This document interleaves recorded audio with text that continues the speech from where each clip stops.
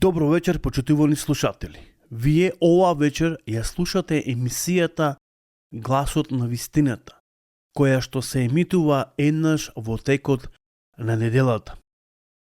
Зборуваме за Христовото раѓање. Сакам ова вечер да си го поставиме најважното прашање, па дури би рекол логично прашање, а тоа е: дали имало потреба да Бог направи еден ваков чекор? Се надевам дека преку Светото писмо, поточно преку Светото писмо или Светото писмо, ќе ни даде одговор на оваа прашање кој што ние ова вечер си го имаме запоставено или си го имаме поставено, а тоа е Христовото раѓање. Дали имало потреба од еден ваков чекор да може Бог, кој е творец на небото и земјата, креатор на небото и земјата, да се утелотвори и да дојде во личноста на Исуса Христа? Затоа зборуваме или ќе зборуваме или зборувавме во минатата емисија поточно за Христовото раѓање. Тоа е дека и тоа Христово раѓање во Библијата ни е опишано како Божјо раѓање. Но ова вечер нема да зборуваме за Божјото раѓање, туку всушност сите овие теми се поврзани за Христовото раѓање. И ќе зборуваме од повеќе агли за да можеме да добиеме еден целосен одговор и една целосна слика. Но ова вечер ќе зборуваме за падот на човекот. И ќе видиме зошто било потребно раѓањето на Месијата или доаѓањето на Христос, кое било најавено уште од Стариот Завет и од сите пророци, па дури и во Мојсевиот закон. Падот на човекот, а потоа се разбира ќе зборуваме наредната емисија за негово подигање. Кој можел да го подигне човекот? Да го врати во старата патека? Да го спаси?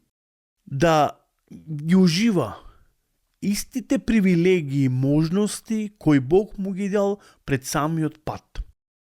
И кој можел да го закити повторно човекот, се разбира, со живот вечен? Ако даде Господ да бидеме здрави и живи, можно е ние да зборуваме во наредната емисија за овие нешта кои што веќе ги напоменав како привилегии и можности кои можел да ги ужива човекот. Всушност да ги ужива Адам, или поточно кажано првата брачна двојка, која Бог ја творил, ја создал, но сепак им овозможил прекрасни можности кои би можеле, се разбира, да ги уживаат. Падот на човекот. Морам да потсетам и да напоменам дека Библијата ни го опишува падот на човекот и изгубените привилегии кои веќе ги напоменав, кои што ги имал човекот пред самиот пат. Затоа ќе зборуваме за падот на човекот и ќе видиме што Библијата ни зборува по оваа прашање. Прво, она што треба да знаеме дека светот бил создаден со зборот Божи. А во Библијата ние читаме како во почетокот Бог ги создаде небото и земјата. И за тоа ни зборува целото Свето писмо, како Стариот Завет, така и Новиот Завет. Затоа и евангелистот Јован отпочнува со креањето на светот, меѓутоа отпочнува дека светот го креирал точно Месијата, кој што ни е опишано во Библијата како збор Божи или како слово, се разбира, Господово. Како што кажав, светот бил креиран и создаден со збор Божи. Бог го создал светот со збор, рече и бидна. Меѓутоа, овде ја гледаме разликата меѓу креирањето на светот и меѓу создавањето на човекот. Меѓутоа, човекот бил создаден со Божја рака. Не со збор Божи, туку со Божја рака.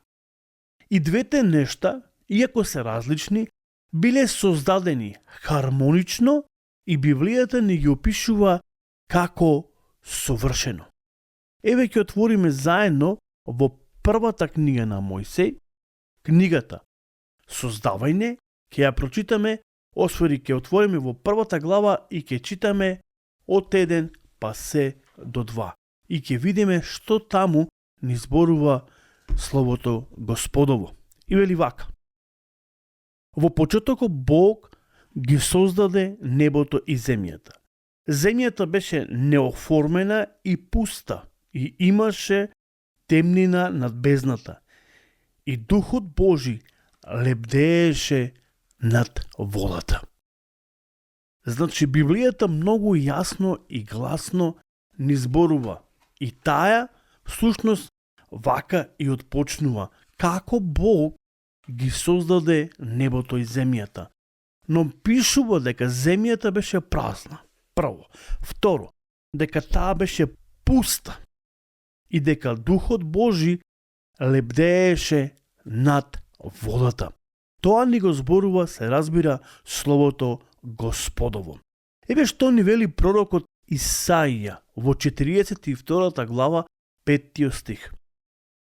Така вели Господ Бог, кој ги создаде небесата и нивното пространство, кој ја расшири земјата со незините производи, кој му дава здив на народот што е на неа и дух на оние кои што одаат по неа.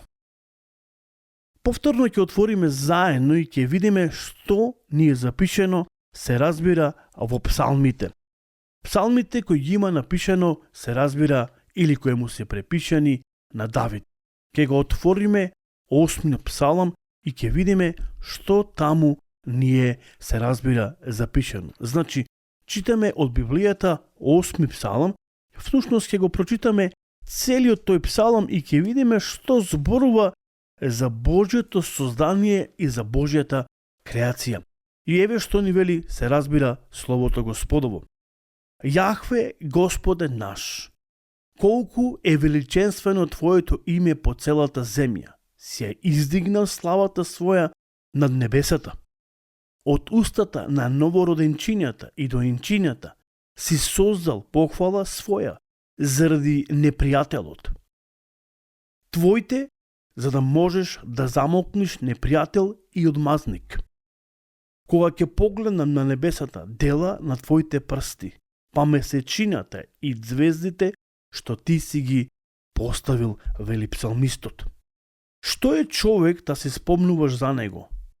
Или син човечки па се грижиш за него? Си го направил малку помал од ангелите, но со слава и чест си го овенчал. И си го поставил на делата од раците Твои. И се си му починал под неговите нози. Овци, волови и сите зверови полски, птици небесни и рибите морски, и се што се движи по морските патишта. Јахве, Господи наш, колку е величенствено Твоето име. Еве гледаме како ни е опишано, се разбира, Божјото создание во овој, се разбира, псалам. Затоа напоменав дека Библијата зборува за Божјото создавање. Потоа, во 33 глава, се зборува, или зборуваме за псалмот, 33, ќе читаме од 6 па се до 9. И ќе видиме што таму ни е, се разбира, запишено. Преку Словото Господово или преку Словото на Господа беа создадени небесата и преку Духот на устата Негова сите сили нивни. Тој ги собра како во мев морски, или бездните ги стави во сокровиште. Нека имаат страхопочит кон Господа, целата земја, нека треперат пред Него сите жители на светот, зашто Тој рече и тие настанаа. Тој им заповеда и тие, се разбира, се создадоа. Се мисли на Господ нашиот Бог. Потоа читаме во првата глава од Генезата, од првата книга на Мојсе, значи првата глава и го читаме 3 стих. И еве таму што ни е запишено. И Бог виде дека светлината е нешто добро. ја оддели Бог светлината од темнината. И потоа кога ќе го читаме Словото Господово, ќе почнеме да гледаме како се создава светот. Реков, Бог рече, меѓутоа Бог го твори човекот со својата, се разбира, рака. И повторно ќе отвориме во втората глава од ова иста книга, прва книга на Мојсе, ќе читаме од 1 до 4 и ќе го прочитаме после тоа и 7 стих и ќе видиме што Библијата ни зборува. И вели вака, така се довршија небото и земјата и цело нивно воинство. 7 ден Бог ги заврши сите своји дела што ги направи и си отпочина на 7 ден од сите дела своји што ги создаде. И Бог го благослови 7 ден и го освети, зашто во тој ден си отпочина од сите своји дела што ги направи и создаде. Ете така настана небото и земјата во она време кога Господ Бог ги создаваше земјата и небото. И потоа 7 стих вели: И Господ Бог го создаде човекот од земен прав и му дувна во лицето дух животен, и човекот стана, се разбира, жива душа. Зборуваме како Бог го создаде небото и земјата, но и како Бог го создава, се разбира, човекот. Ја би сакал лека по лека, чекор по чекор, систематски да можеме да навлезиме во одговорот на нашето прашање. Всушност, ние зборуваме за падот на човекот. Затоа мораме да напомениме како Бог го креирал светот и како Бог потоа во овој свет кој Бог го создал, го сместил човекот. Поточно ќе видиме каде Бог го креирал човекот, а каде потоа, се разбира, и го сместил. Библијата зборува дека Бог го создал човекот и му создал рајски дом. Поточно Библијата го опишува како Едемската градина и ја нарекува уште рај. Повторно ќе отвориме во книгата Создавање, втората глава и ќе го прочитаме 8 стих. И еве што ни вели Библијата. И Господ Бог насади рајски дрвја, поточно рајска градина, на исток, и таму го насели човекот што го создаде. Внимавајте, почитувани слушатели. Господ Бог направи рајска градина на исток и таму потоа Бог, Библијата вели дека го тој насели. Но сакам да обрниме едно посебно внимание на 9 стих од ова иста глава, всушност од ова втора глава. И еве што Бог му вели на човекот.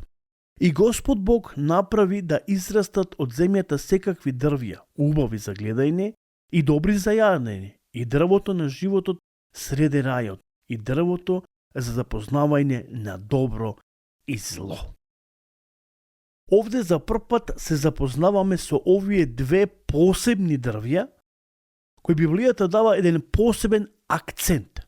Всушност, дрвото на животот, кој бил сместен во рајот или во Едемската градина, и дрвото на запознавање добро и зло. Словото Божјо ни открива дека двете дрвја биле создадени, се разбира, во Едемската градина или во рајот. Она што можеме да видиме дека Адам беше создаден во Едемската градина или рајот, и тоа ни го открива, се разбира, текстот кој што веќе го прочитавме, за кој што и ова вечер, се разбира, зборуваме. Тоа е 8 стих од оваа втора глава, но сега ќе се послужиме да го прочитаме и 15 стих од оваа втора глава. И вели: И го зеде Господ Бог човекот и го наседи во Едемската градина, за да може да ја обработува и да ја чува. Внимавајте, Адам не беше создаден во Едемската градина. Библијата не ни открива каде најточно и најпрецизно Бог го создава човекот. Но имаме потврден факт од Библијата дека човекот не е креиран, не е создаден во Едемската градина. Откако човекот беше создаден, потоа Бог му прави рајски дом, рајска градина, каде тој може да ужива, и вели Библијата потоа го зема и го населува во Едемската градина, за да може да ја чува и се разбира да може да ја обработува. Еве го првото предупредување кон човекот и тука некаде ние ќе застанеме. Кога зборуваме за првото предупредување, ни е опишано во Библијата и доаѓа од самиот Творец и од самиот Креатор или Создател кој го создал човекот. Во таа иста втора глава од книгата Создавање, ние читаме 16 и 17. И му заповеда Господ Бог на човекот велејки: од секое дрво во градината можеш да јадеш, освен од дрвото за запознавање на добро и на зло. Од него не јади, зашто во онеј ден кога ќе вкусиш од него и ќе умреш. Внимавајте, Бог го предупредува човекот да внимава, затоа што од самиот почеток видовме дека Бог става посебен акцент на овие две дрва, кои биле сместени во Едемската градина, поточно во рајот, а тоа е дрвото на животот и дрвото на запознавање добро и зло. Оно што може да се забележи во писмото, дека Бог не му забранил на човекот да јаде од дрвото на животот, туку му забранил да јади од дрвото на запознавање добро и зло. Но, ако даде Господ да бидеме здрави и живи, ќе продолжиме наредната емисија и ќе ја разгледаме 3 глава од книгата Постанок или книгата Создавање и ќе видиме како човекот бил измамен и како паднал, како станал непослушен на Божјето предупредување. Дотогаш имајте убава и благословена вечер, се разбира со емисијата Гласот на вистината и Господ нека ве благослови. Се слушаме наредната недела. Поздрав и Господ со вас. Пријатно.